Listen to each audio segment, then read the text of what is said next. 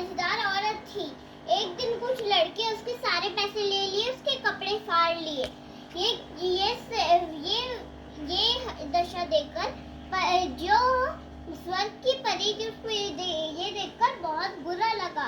वो सोची कितनी भली मंद औरत को क्यों उस लड़कों ने मारा है। तो फिर वो गई अपने घर एकदम मरे हुए हालत में। तभी वो स्वर्ग की परी प्रकट हुई, जो कि वहाँ की रानी थी।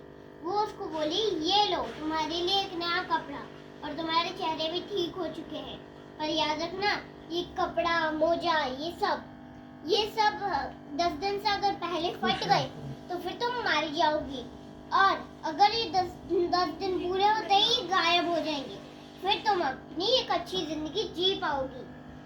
ये सुनकर वो बहुत खुश हुई, और अगले दिन जब वो रोटी बना रही थी तब उसके हाथ में एक छींटा, मतलब गलती से उसका मोजा फट गया, क्योंकि वहाँ पर सबसे धार चीजें थी, और उसकी वजह से उसका हल्का सा पैर भी कट गया।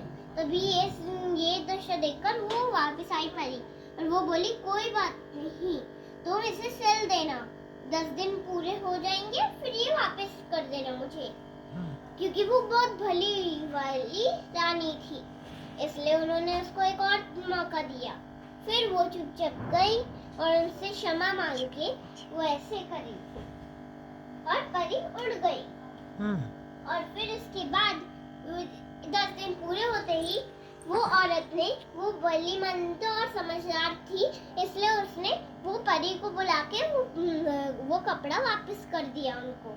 और वो ऐसी भलीमंद औरत को देखकर वो बहुत खुश हुई, और उसे उपहार के तौर पे एकदम एक नया घर, जादुई गिफ्ट किया।